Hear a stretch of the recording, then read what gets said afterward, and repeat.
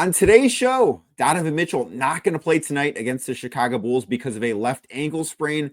How concerning is that? And what does it mean for the Cavs looking to clinch the top seed in the Eastern Conference? Spencer Davies is going to join me. We're going to discuss all that and so much more on today's edition of Locked On Cavs.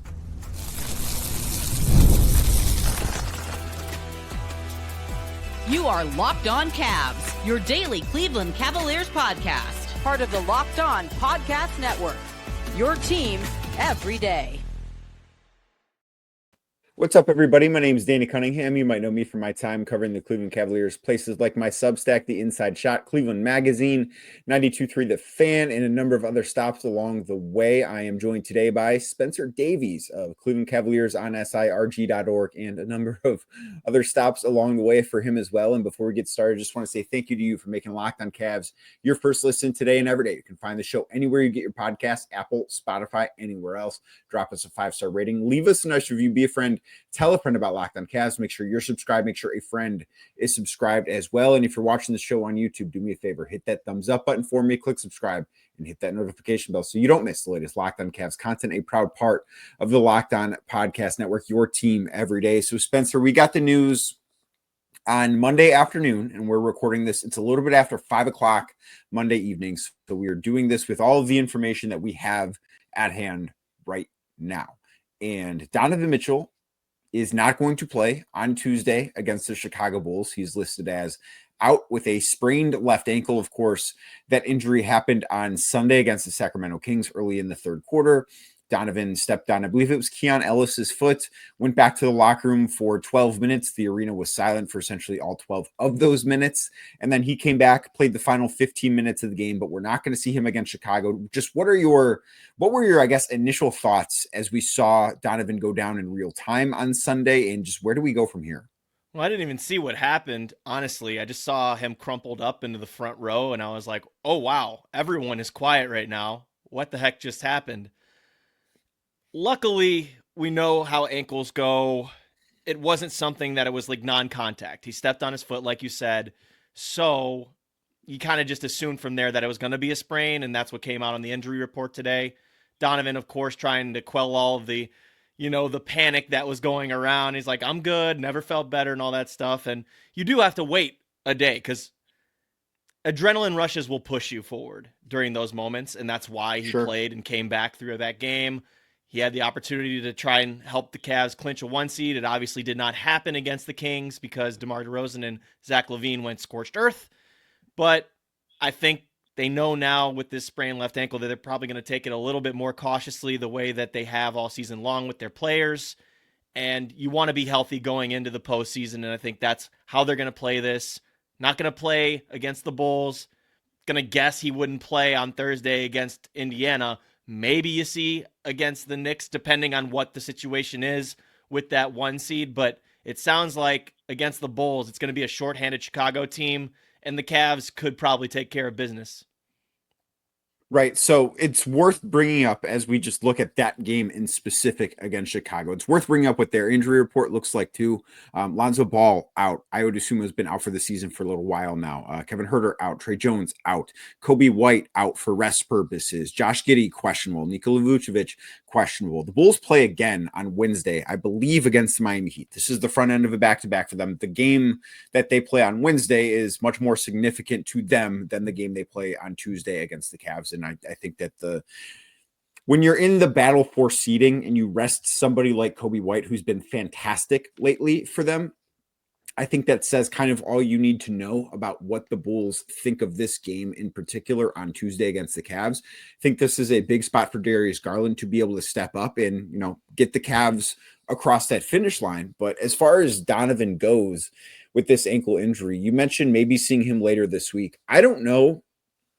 If I'm the Cavs, I'm not sure that I let Donovan play again in the regular season. The playoffs begin 2 weeks from this past Sunday. That's when the Cavs will play their first game. They'll be the 1 seed. They will play the 8 seed on Sunday, April 20th. That's going to be game number 1 for them. And I don't know that I would let him play in a basketball game between now and then because, one, Donovan Mitchell doesn't have anything to prove.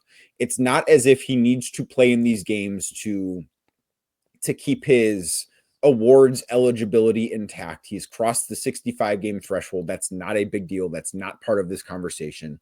As anytime you ask about what they need to do to get ready for the postseason, health is kind of the thing that's brought up by Kenny Atkinson or by players. Like, that is what they care about.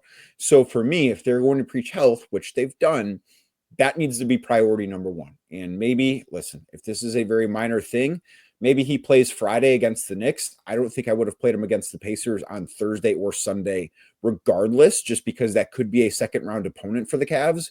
But ultimately, if he plays again, it should be Friday in New York. But if he doesn't, I kind of think that might be the right move anyways.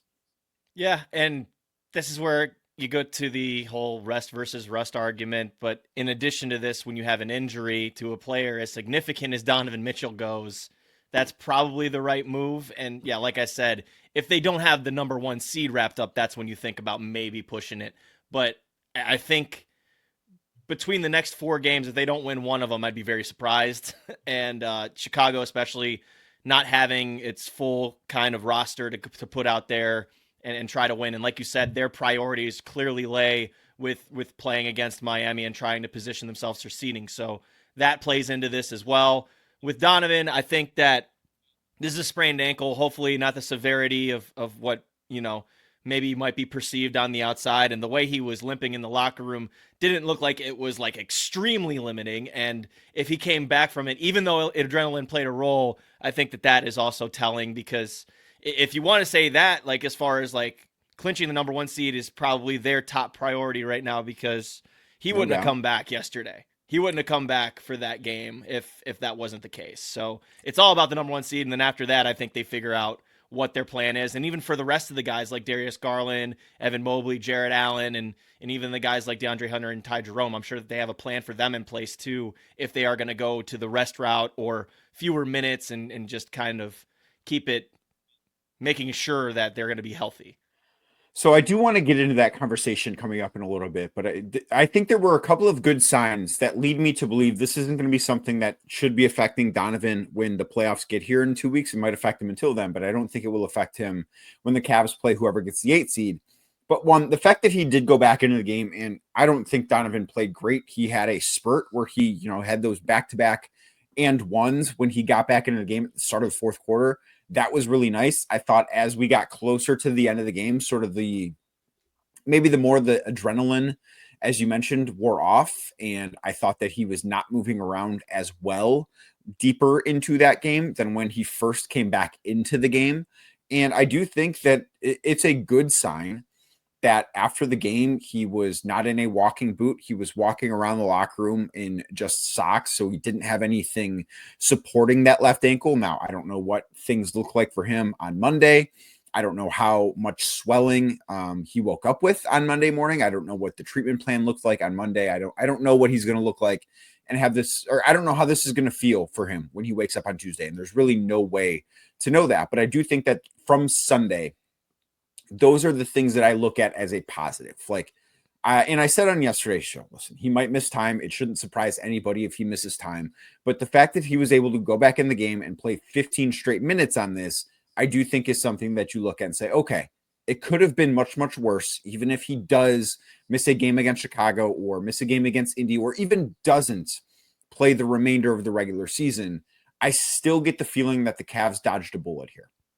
Most definitely. And I think that they're going to handle this too, kind of how they handled Evan Mobley earlier in the season. Remember, he kind of had something that was bothering him. It wasn't really, I don't want to say like super limiting, but they took the kind of cautious approach, and he missed 6 games, something like that. And I think that that's kind of similar in the way that they're going to go about what they want to do with Donovan Mitchell here. And they've got plenty of other pieces. Here's another thing too, when we talk about this with allowing Donovan to heal up and get right, is you have Ty Jerome as another ball handler you can go to. Shoot, you have Craig Porter Jr. you can go to at the end of the season, who's absolutely capable of playing NBA minutes. So from a ball handling perspective, from a playmaking perspective, and even scoring, we know that they can shoot the lights out when they are on, which they have not been as of late, and I'm sure that we're going to get to that, but they have plenty of the scoring chops. They just got to get their defense right and their principles right, guarding the ball, making sure that they're helping out their 2 big men down there. and also doing a good job of getting those rebounds, which I think they did a better job of against the Kings, to be quite honest with you. So those are the things that I think we can look at for the rest of the regular season this next week. I guess we should say, instead of rest of regular season, just the rest of the week before we get ready for the playoff time. So you mentioned Craig Porter Jr., you mentioned Ty Jerome, this being an opportunity for those guys. I actually think, Spencer, this is a really big opportunity for Darius Garland, and that's what we're going to talk about next right here on Locked On Cavs. Today's show is brought to you by Robinhood. With Robinhood Gold, you can now enjoy the VIP treatment, receiving a 3% IRA match on retirement contributions. The privileges of the very privileged are no longer exclusive. With Robinhood Gold, your annual IRA contributions are boosted by 3%. Plus, you also get 4% APY in your cash in non-retirement accounts. That's over 8 times the national savings average. The perks of the high net worth are now available for any net worth. The new gold standard is here with Robinhood Gold. To receive your 3% boost on annual IRA contributions, sign up at robinhood.com/gold. That is robinhood.com/gold, GOLD. Investing involves risk. Rate subject to change. 3% match requires Robinhood Gold at $5 a month for 1 year from first match. Must keep funds in IRA for 5 years. Go to robinhood.com/boost. Over 8 times the national average. Savings account interest rate claim is based on data from the FDIC as of November 18th, 2024. Robinhood Financial LLC, member SIPC. Gold membership is offered by Robinhood Gold LLC. Thank you again for making Locked On Cavs your first listen today and every day. Like I said earlier, you can find the show anywhere you get your podcast, Apple, Spotify, anywhere else. Make sure to drop us a 5-star review. Leave us a nice rating. Be a friend. Tell a friend about Locked On Cavs. Also, make sure you are signed up for the Locked On Cavs daily newsletter, your one stop for ultimate team and league coverage. And right now, if you sign up to Locked On Cavs daily newsletter, not only are you getting expert analysis, insider insights, and all the playoff action that will be coming up delivered straight to your inbox for free, but as a subscriber to that, listen up to this. If you subscribe to that, you will be entered to win one of these 3 prizes: a $2,500 Best Buy gift card to upgrade your Sports Cave setup, a $300 gift card to Game Time, and a $200 Fanatics gift card. All you got to do to sign up between now and April 30th, you're automatically entered to win. Head on over to lockedondaily.com to do so. That is lockedondaily.com. So, Spencer, Darius Garland has not been great lately. He's not had a very good second half of the season. His shooting has not been good. And that's not just Darius Garland shooting that's been down. It's been the Cavs as a whole have not shot the basketball well. But I look at these final few games, and I don't know how many of them Darius Garland is going to play in. I would not anticipate that he plays in all 4 of these games. I think that once the 1 seed is clinched, he's probably going to get a game or 2 of rest. But yeah, I think the games that he does play in without Donovan are a big opportunity for him to get right. Most definitely. He has not been as aggressive as I think he's been before the All-Star break, if that makes sense. And even really, you want to look at it, it's post-Knicks injury. Like when Anthony Towns... when he missed 2 games. Yep, when Karl Anthony Towns went to go contest and Darius ended up hurting his hip, fell down, and it looked like he hit his face. Luckily, he did not. Still getting hit in the face, by the way. It's unreal.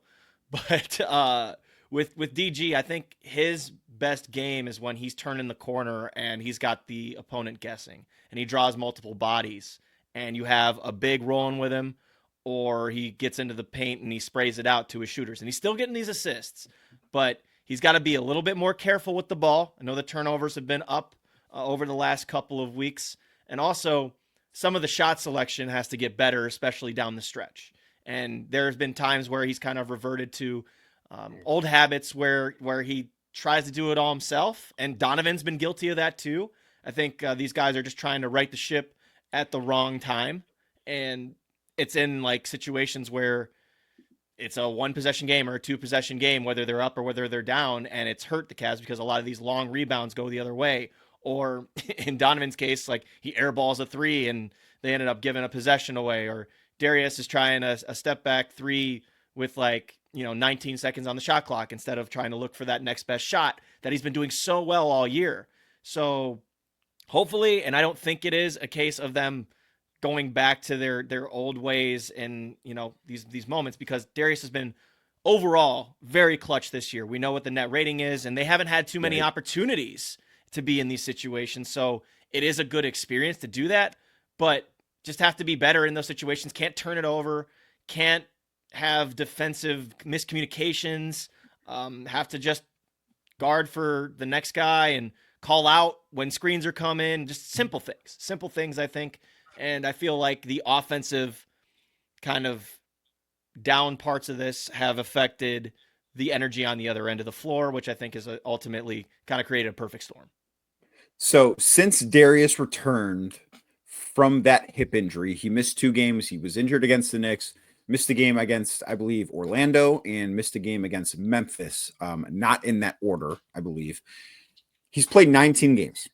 He is averaging 17.8 points per game on 40% from the floor, 32.9% from 3, just 46.1% from 2-point range, still shooting 92% from the free throw line. So that's not an issue. Assists are at 6.7, turnovers are at 2.7. He has just not been the same guy that made the All-Star team. Like, he has been a much different version of himself. And the thing that I'm always going to come back to with him and kind of with this Cavs team, and I think that this is the biggest reason why the Cavs have not looked like the Cavs very frequently lately. When they're not hitting threes, they are beatable. And you can say, well, no kidding, man. That's true for just about every team. Like, when the Boston Celtics are not hitting 3, guess what? They're pretty beatable too. The Cavs entered the month of March as the best 3-point shooting team in basketball. They were shooting, after that game against Portland in early March, they were shooting 39.5% from beyond the arc. Since then, they've been one of, I believe, the 5 worst teams in basketball from 3-point range. And I think a lot of it has to do with Darius. A lot of it has to do with Donovan. And Donovan's been a little bit better lately since he missed, since he had that rest game against Portland. I actually thought he had been really good. Now we'll see what happens with this ankle injury. But Darius has just not been able to necessarily figure it out from deep. Like, you go through his box scores: 1 of 7 against the Kings, 4 of 9 against the Spurs, 1 of 4 against the Knicks, 2 of 5, 5 of 11, 2 of 7, 1 of 3, 2 of 8, 2 of 5. There just are not. He's not putting together good games from deep. And I don't know if it's shot selection. I can't necessarily say that it's one thing in particular, but I know if there's one thing about Darius Garland's game that needs to get right before the playoffs, he's got to be making shots from beyond the arc, because he is far too good of a shooter to be somebody that is shooting 33% in a time span that's, at this point, greater than a month. He is. I think it starts with working inside out for him. Like I said, when he turns the corner and he has the read option play, whether he goes to the floater, whether he goes to a rolling big, spraying it out to the corner for Strus or Okoro or Hunter, maybe getting him off the ball, get him going a little bit more, having Evan Mobley handle it and seeing if DG can play that kind of faux shooting guard role that can secondary play make, but it can also really hurt you as a scorer. I think the floater's also been kind of just uncharacteristically off over the last few weeks. And that's something that really opens up his game. Those are the things that I feel like will help open up the outside. That's the only thing, because like, if you want to take the open ones and you want to take the pull-ups and you want to do, get to the corners on the fast breaks, and you want to have the pull-ups in transition, the walk-ups, as Kenny calls them. And He's been great at that all year long. But I think you have to see the ball go in first to see that confidence come back. And I think he is confident, but he doesn't have that same oomph, like that's the word that Kenny always uses, that oomph, that energy when you're not making shots. And whether it's just being a little bit behind in transition defense, or if he's getting picked on by one of the, the other teams that's trying to attack him, which they all do. You got to be able to make shots in order to justify being on the floor as long as he is. And he has, just not as of late. Right. And that is the thing and there's time. I do think that Darius is in the same boat as a lot of guys on the roster. He's played in a lot of games this year. He has been, for the most part, very healthy this year. He is, despite the minutes being down, has played a lot of minutes. Like, the fact that his minutes are not at 35, 36 per game is certainly a benefit to him in the Cavs, but he still played in a ton of games. He's played a ton of minutes. And I do think And this is the thing, Spencer, and I would love to hear if you think this is different than I do. But I keep coming back to this team's going to have a week off between the end of the regular season. And if they don't play that game seriously against the Pacers, and I don't know that I would expect them to on Sunday, they're going to have from this Friday against the New York Knicks until the following Sunday against whoever the 8 seed is, and not play a basketball game that matters in between those dates.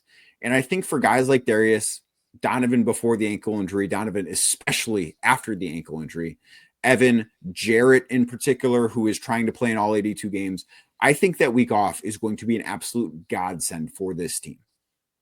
It will be. I also think that they might have some interesting legs in the first quarter. Like I feel like those teams that don't play actively for that long will like have a slow start just by nature, not having played in a competitive game, as you mentioned, for 9 days, something like that. And that will, obviously hurt them somewhat, but it's a double-edged sword because you do want to be healthy. You want to make sure your guys are all ready to go. They have the endurance, they have the wind back, and that they're playing their game and they have the rotations together. That's the other thing that Kenny's been working on here too the last couple of weeks, is trying different stuff, like DeAndre Hunter at the 5 the other night. Didn't like that. Did not. That was not good. Was not a fan. But, to the point though, is it's a good thing and it's a bad thing. I think like just for that like moment, that like first quarter, maybe that first half, it'll take them a minute to get that energy back. But in terms of the long term of the playoff picture, very, very important to have those days off, to have that recovery, to have the film room, and also to be able to practice. And we went to practice last week talking about how they've had only 30 something recovery days / practice days available to them. It was their first practice at home since February 9th. Yeah. So it's important to have those things, to be able to install those sets, to be able to do scenarios and situations, end of game stuff. Luckily, they've had end of game stuff happen the last week or so where they've been able to at least experience that, good and bad. So that's, I think, the most important thing, is to nail that stuff down in addition to the rest and recovery. But like I said, in the short term, in that first game, I wouldn't be surprised in the first quarter if, whatever 8 seed gets off to a hot start because they had just played that Friday. Right. And that is something that matters a little bit. I don't think it'll matter in the big scheme of that series or even Correct. that game in particular. There's something you've been asking about, Spencer, that I do want to talk about, and that is end of game execution and the moments that we've seen, what we've liked recently, what we haven't liked recently. We're going to do that next right here on Locked on Cavs. Today's show is sponsored by BetterHelp. Taking care of your mental health is just as important as taking care of your physical health. We've been talking a lot about physical health so far on this podcast today because that is what is important for the Cavs right now. But for you, you should be thinking about your mental health. And traditional in-person therapy can be expensive, often ranging between $100 to $250 per session. That's where BetterHelp comes in, because with online therapy, you get quality care at a price that makes sense, saving you time and saving you money. Therapy isn't just for life's toughest moments. It can help with everyday stress, learning how to set boundaries, or developing positive coping skills. Having access to support when you need it can make for a big difference. Your well-being is worth it. So visit betterhelp.com/lockedonnba today. That is BetterHelp, BetterHelp.com/lockedonnba, LOCKEDON to get 10% off your first month. Again, that is BetterHelp.com/lockedonnba to get 10% off your first month. Thank you again for making Locked on Cavs your first listen today and every day. Like I said earlier, if you're watching the show on YouTube, do us a favor. Hit that thumbs up button for us, click subscribe, and hit that notification bell so you don't miss the latest Locked on Cavs content, a proud part of the Locked on Podcast Network. We have seen, Spencer, the Cavs in a lot of tight games lately. Sunday against the Kings qualified, and we don't necessarily have to rehash that end of game situation entirely because of an officiating error that I think certainly did affect the way, maybe not the outcome, but the way that the game was played in the final minutes. That did matter as far as that goes. But overall, What have you thought of the way the Cavs have played in close games late in games lately? Lately, it hasn't been great. And I think this stems like this is maybe a issue that is compounding with it, but I feel like the Cavs killer instinct has kind of gone by the wayside as of late. Ooh. It's just like the words that DG uses is keep their foot on their necks. And that's something that they have not done for probably post All-Star break, to be completely honest with you. And I think that has kind of translated into the end of game execution stuff, because I feel like they play comfortable sometimes. And I don't think that's a good thing going into the playoffs. And that's something that they have to rectify for sure, whether it's in practice or whether it's these next 4 games as a team. So they have to figure out how to keep these opponents kind of discouraged, because that's what the Cavs would do. They would win white flag games. And that's something that they have not done. So they haven't had too many of the situations where, they're up 5 with 4 minutes to go, or they're down 5 with 4 minutes to go. So you have to have the right mindset, first of all, in those situations. Now, in the actual X's and O's of those scenarios, I feel like there's a lot of going away from what's worked as of late. I'm not saying the whole season, but as of late, just a lot of trying to win it on their own. And that's not something that the Cavs have done. So it's a little off-putting, because it's this time of year where you got to stick to what you know. You got to stick to what's worked. And I mean, shoot, sometimes I asked Kenny, I said this too. It was like, sometimes it's not even about a play you draw up. It's about players making plays and stuff. But there's also things that you can't control. Like, you get opportunities to make a 3 to cut it down to 2. You got to make them. Max Strus had an offensive rebound, and then someone else had an offensive rebound, and someone else had an offensive rebound, and there were four consecutive threes that got missed in that game against Sacramento. I don't even know if that's really end of game execution stuff, but in those final moments, you've got to find a way to come through, and you want to trust your teammates. You want to not go away from the hot hand. I mean, we saw that in San Antonio when Evan Mobley was dominating in that first quarter. In that first quarter, man. First quarter, probably his best first quarter of the season. And the one against Charlotte probably was Charlotte was up there. I think he hit 4 threes in each of those. Yeah. But the thing with that was, though, like they did not go back to him. I think he had like 3 field goal attempts in the second half, and barely touched the ball in the fourth quarter. Why? Go to your big man. Go to DeAndre Hunter, who can create for himself. Swing the ball, put the defense in rotation in those moments. It's a lot harder against set defenses. I understand that. Cavs do a lot of their damage in transition.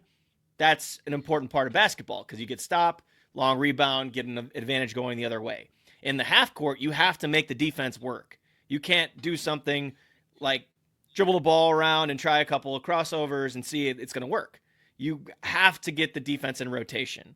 And I don't think that there's been a lot of that over the last, few situations they've been in the crunch time situations. Yeah, and I do wonder how much of this is related to focus, because it's not as if we've not seen the Cavs play well lately. You go back to that game against San Antonio in that first half, thought, oh man, the Cavs were due for a shooting game like this where they make a bunch of threes, because those games have been few and far between for a team that is filled with good shooters lately.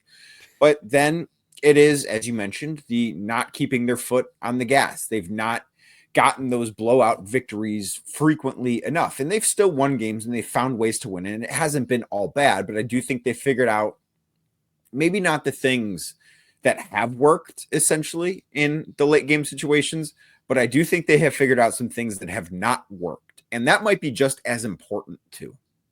Most definitely. And I love that Donovan takes a lot of ownership for this, even though he's not the only one who should take ownership of it.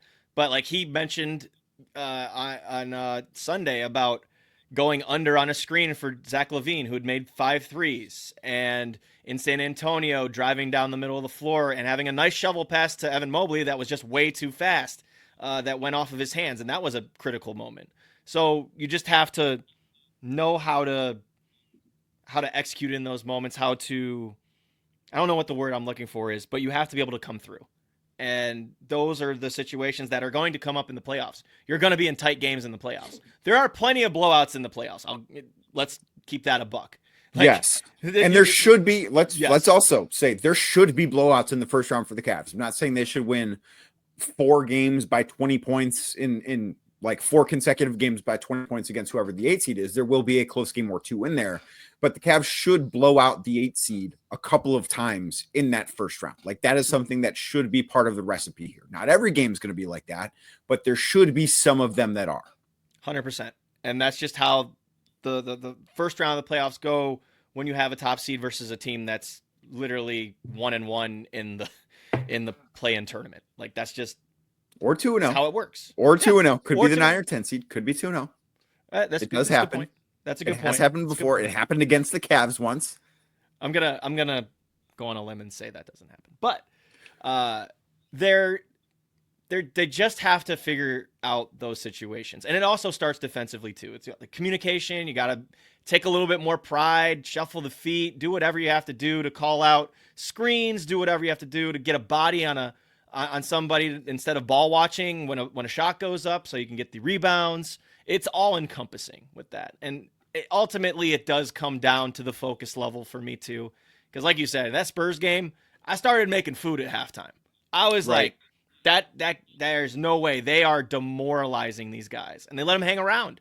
And you let a team hang around, and the Spurs, they just officially got eliminated from play-in contention, but they were still fighting for that. So any lick of a chance that a team has to change their positioning, to get into the postseason conversation, they're going to play hard. And the lack of desperation that the Cavs have, which is okay because they have everything that's up, but you can't just completely stop playing the game. You have to. And I mean, that happened against San Antonio. Yep. As close to 48 minutes as you possibly can play, that's what you're gonna need. Because 48, let's face it, 48 minutes. I don't know any team that plays a full 48. That's very, very hard to do. But as close as you can get to it. I think that when the playoffs arrive, this team's going to look refreshed. I think they're going to look focused. I don't know. Maybe I'm overly optimistic about this group, but I've just seen them be too great for far too long to think, oh, they forgot how to be great in March and April. They're not going to be great in the postseason. Like, I just think that for a while they've seen the writing on the wall as to where they're going to be in the standings. They know what the task is at hand, and it's not. I think for a while it hasn't been about winning 65 games. It's about winning 16 games, and I just think that that's kind of where their minds have been, and at times it has hurt them, I think. Mm-hmm. Yeah, I mean, it's human nature to look ahead when you're up by however many. What were they up by on the Celtics? Like 8 games or something going into March. Yeah, it may have been 8.5 at one point. Yeah, so it's difficult because you're like, you want to fast forward time. You're like, oh, we're playing good right now. We're ready to go. We're gunning for this. We have everything in the back of our mind that we're trying to accomplish. So it's human nature to let off the gas in those situations and not be as sharp, as focused. But you're putting yourself in a position now to where you have to clinch the number 1 seed and then figure out the whole thing and then mentally reset during that time too, when you have that week off or that 9 days off potentially, where you get your guys right, you get your body right, and even the coaching staff too, to put together and formulate the correct rotations that they want to go to, which will obviously differ with each round. Yes, it will be very interesting to see what that looks like, and we will, of course, have many more conversations about that before it does arrive in less than 2 weeks. But Spencer, where can everyone check you out? Make sure they're getting all of your stuff. Yeah, on YouTube, Cleveland Cavaliers on SI, also si.com/NBA/Cavaliers. Follow us on our social channels at CleCavs on SI on both X and Instagram. I'm also at rg.org. I will be having a piece come out on Devin Carter of the Sacramento Kings. Just talked to him pregame yesterday about his rookie season and coming back from injury and all that stuff. So excited to share that one. Also have an article coming out on Babcock Hoops ahead of the Portsmouth Invitational Tournament. Really fun event pre-draft that is very well renowned around the industry. So be on the lookout for those. Otherwise, I am at Spin Davies on both Twitter and Instagram, and you can find me there. And thanks for the support. Yeah, absolutely. Thank you, Spencer, for doing this. And thank you for making Locked On Cavs your first listen today and every day. Like I said earlier, you can find the show anywhere you get your podcast, Apple, Spotify, anywhere else. Drop us a 5-star rating. Leave us a nice review. Be a friend. Tell a friend about Locked On Cavs. Make sure you're subscribed. Make sure a friend is subscribed as well. And if you're watching the show on YouTube, do us a favor. Hit that thumbs up button for us. Click subscribe and hit that notification bell so you don't miss the latest Locked On Cavs content. I'll be back tomorrow talking about the Cavs taking on the Bulls.